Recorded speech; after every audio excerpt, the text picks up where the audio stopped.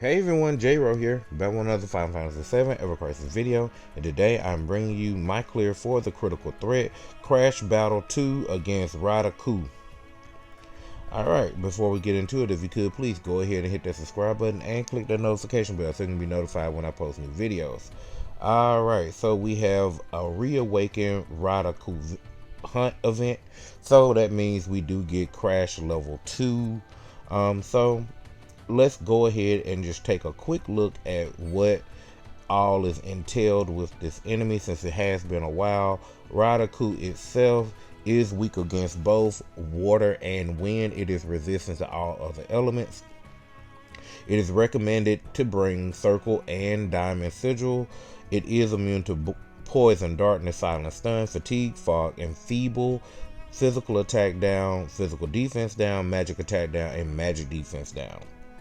It uses many powerful magic attacks, has a high water and wind resistance while left and right hand are present, revives the right and left hand with regenerate, grants self magic attack up every time Raising Fury or Calamity's Call is triggered.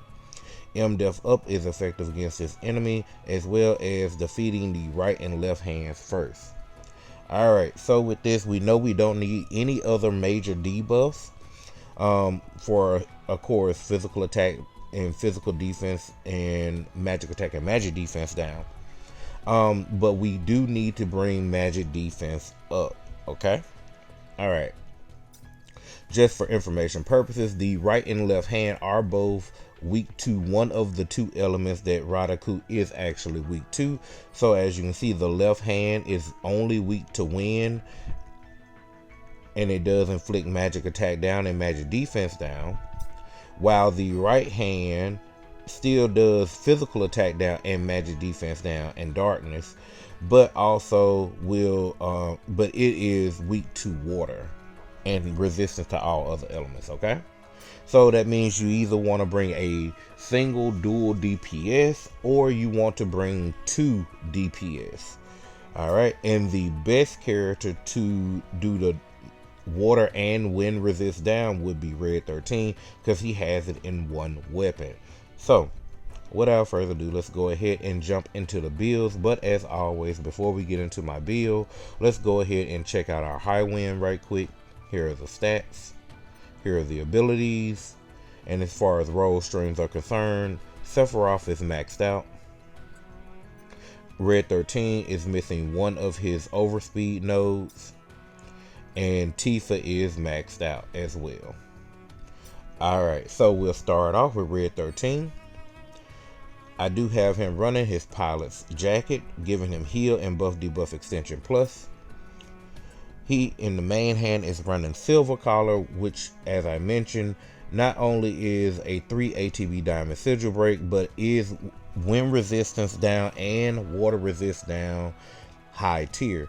And make sure to note that water resist is the one thing here that is a condition, because you do want to remember that after some of these big attacks that Rhad N'akiu does, you will need to be able to get your HP back up the threshold so you can get that water resist down, because Tifa will be our water DPS. Okay, all right. Looking next, we have Sleek Collar. This is of course his AoE magic defense up weapon, providing him the R abilities of magic defense and wind resist. Alright, next up, I am running Limited Moon. This will give us a magic heal and also give us exploit weakness of 40%, or extend others exploit weakness by 60 seconds. And provides the R abilities of boost heal and interruption arcanum all allies, which is pretty important here, because once we break the sigils, that means all members of the team will get a 40% boost in damage. Alright, looking at our sub equips, we do have him running Foam Sword for magic defense all allies, the Crimson Staff for magic attack all allies and buff debuff extension, and the Bahamut's Rod for magic attack all allies and heal. Looking at his materia in the third materia slot, serving as our AoE heal, we do have a Cura that is a heal HP magic defense magic attack stat stick. Next up, we do have a X Sigil Runra here that is a magic defense stat stick. And we have a Lightning Breach that is a magic defense stat stick. Alright, we will have him run the Stardust Raid to help us with removing the magic attack on Rhad N'akiu. Looking at his R abilities, they are magic defense level 2, heal is level 10, buff debuff extension is level 6. Looking at his stats, they are HP 13k, magic attack is 7.8k, physical defense is 159, magic defense is 230, and heal is 5.1k. Alright, now let's hop over to our water DPS. We have Tifa. I have her running her bunny outfit, giving her boost magic ability potency and water blade arcanum. Of course, if you do just so happen to have her Omni Arcanum, the New Year's outfit, the blue daffodil attire, or you might even could use your, if you pulled recently for the Shining Spirit Beachwear, this one does do 30% damage for water. So you have 3 options here with Tifa for water DPSing. Alright. Looking at her main hand, I do have her rocking the bunny gloves. This is her water damaging weapon that also increases her magic attack. It also gives her the R abilities of magic attack and water potency. Alright, next up, we're running her blue daffodil gloves. This is her exploit weakness of 40%, also providing us with the R abilities of attack all allies and ability potency. Next up, we do have her running premium heart, giving her the ability to do haste up to 3 times, and then giving the R abilities of boost ability potency and attack boost. Alright, looking at sub equips, we have her running the Unorthodox Raven, which is a HP water potency R ability weapon. I have double stem E for magic attack, magic ability potency. And I have the Protector Blade for magic attack all allies, magic ability potency. Looking at my materia, very important. In the 3rd materia slot, I have a Circle Sigil that is a magic defense materia, but this is the Circle Sigil we will need for the sigil breaking phase. Alright. Next up, I do have a Triangle Sigil Runra that is a magic attack, magic defense stat stick. And I have a X Sigil Runra that is a magic defense stat stick. Alright, and Tifa is, of course, because she's our water DPS, we will be running Leviathan for tidal waves on her. Alright, looking at her R abilities, they come out to be boost HP level 3, magic attack is level 7, water potency level 6, ability potency level 5, magic ability potency level 7. Alright, looking at her stats, they come out to be HP 17.1k, magic attack is 13k, physical defense is 142, magic defense is 202. Alright, now let's hop over to our Wind DPS. We have Sephiroth here. He's running his custom suit for physical magical ward and Wind spell Arcanum HP plus. In the main hand, we're rocking the Serrated Remigius, which is his new Wind DPS, magic Wind DPS weapon that would also cause enfeeble, but doesn't matter here because this boss cannot be enfeebled. You can also, the R abilities are magic attack and wind potency. And just a side note on outfits, if you just so happen to do not have this outfit, of course you could always run Sephiroth's Omni Arcanum, Cape of the Worthy, or if you don't have either one and you just so happen to have one of his physical wind outfits, you could always go with the Shinra military uniform for a wind mastery, or Dark Harbinger. That's if you don't have one of the other 2 Arcanums. Okay, all right, just wanted to go back and note that real quick. All right, so looking at his secondary slot, we do have him running the Blade of the Worthy. This will give him his exploit weakness of 40%, also providing us with the R abilities of attack all allies and ability potency. Then next up, we do have him running Genji Blade. This will raise his physical and magic attack up to extra high, also providing the R abilities of boost ability potency and interruption mastery, which will mean when on top of Rhad 13's 40%, Sephiroth will get an additional 60% when we break the sigil phase, okay? Alright. Now let's go ahead and look at his sub-equips. In one slot, we have the Partisan, which is magic attack win potency. We do have him running the Esper Rapier next gen for magic defense, magic ability potency. And last but not least, the Bahamut Fangs for magic attack all allies, magic ability potency. Looking at his materia, in the third materia slot, importantly, is a Circle Sigil Runra that is a magic defense stat stick. Alright. Then we have an Aurora that is a win potency magic defense stat stick, and another Aurora that is a magic defense and magic defense and win potency stat stick. Alright. And of course, because he is our win DPS, we will be running Odin for Zentetsuken.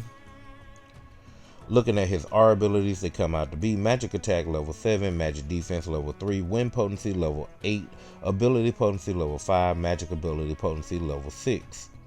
Alright, and I'll scroll down here so you all can get a quick look at all the party-wide R abilities.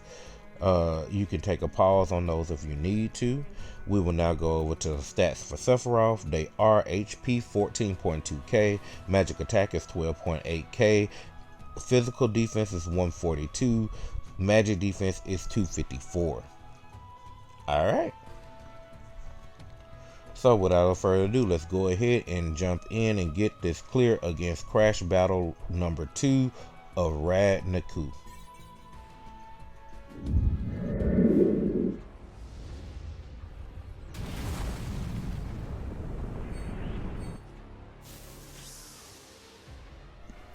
Alright, so we'll start off with the right hand using Rhad 13 Silver Collar to get the water resist down because of the 50% condition on that. Next up, we will get our exploit weakness going on Sephiroth and Tifa, and get our magic defense over Rhad in time to tank the first attack.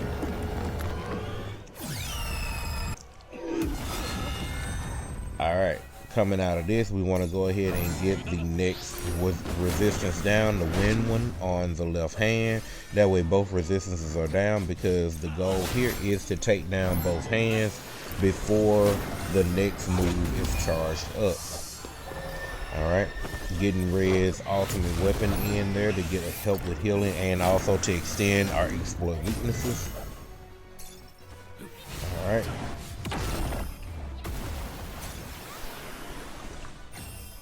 You have to also watch yourself with the AI here, because the AI will try to cast stuff on the middle part of the boss versus trying to take out one of the arms, okay? Alright, so now he's vulnerable, which gives him a very high physical magical defense down, where you're going to do a lot of your damage here, okay? My suggestion is to hold your summons for when the arms regenerate. And you'll see that's the method I'm going to use here. Alright. Just pay attention to when that stun is going away. Alright, and the stun just went away and need to switch to defense. Alright. Rhad 13 did get our magic defense back up during that time frame. Alright, and we were able to tank it with no problem. Alright, coming out of this, I'm going to go ahead and get healed, because here comes the arms again. I'm going to try to go ahead and get both arms back debuffed. And then once I finish debuffing both hands, I will go ahead and pop my 3 limit break / summons. That way we can get maximum damage in on those, because the goal here is to stun him in the sigil phase. So that way we can maximize the amount of time to break the sigils. Alright. Alright, so as you can see, the left hand and right hand are almost gone. Alright. And there's the right hand if Tifa would just go ahead and hit it one time. Alright, Sephiroth assisted there. Alright, now I'm going to go ahead and activate my overspeed, so that way we can go ahead and break these circle sigils a little bit quicker. Because we want to take advantage of the stun phase, because remember, when we interrupt, Sephiroth is going to get a 100% boost to his damage. 40 from Red 13's ultimate weapon and 60 from his own, okay? Alright, we got 4, 3, 1, 0. There we go. Alright. Also making sure to get that exploit weakness going, so we don't have to waste any ATB on casting our own, even though the AI kind of already beat me to that one. Alright.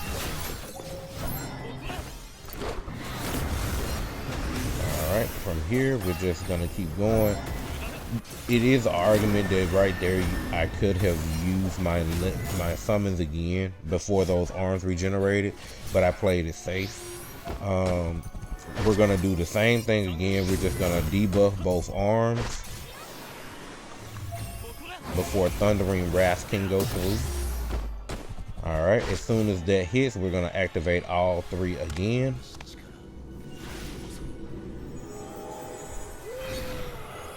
And once again, I forgot to target Rhad with red, but that's okay. Alright, right hand down. Left hand down. Alright, now we can focus on doing the final amount of damage here, because we just got him stunned just in time to make sure that we do not have to tank the Thundering Wrath. Alright.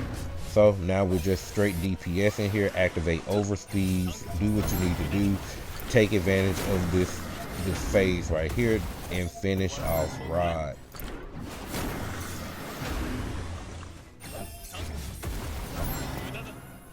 And there it is.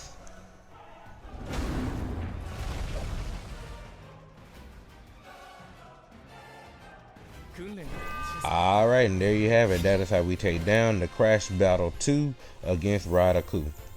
Alright, and pretty good. Like I said, the only thing that was really different about this battle versus the Crash 1 was the opening phase. Of course, him doing that attack in the opening phase. Otherwise, everything else is played out exactly the same. You definitely just want to make sure you either bring a dual DPS. Sephiroth can do dual DPS for magic. Wind and water together, so there is a possibility to do that, or you could do like I did here and bring 2 separate DPSs to do the same thing. You definitely do want to make sure you have your magic defense up. You do want to make sure red is like perfect here, so probably him for your water and wind resist down as well. Okay. Well, with that being said, I hope you enjoyed the video or found it informative. If you did, remember to leave a like on the video, leave a comment down below, subscribe to the channel for more Final Fantasy VII Ever Crisis content. Click the notification bell so you can be notified when I post that content. And with that, I'll see you in the next one. Later.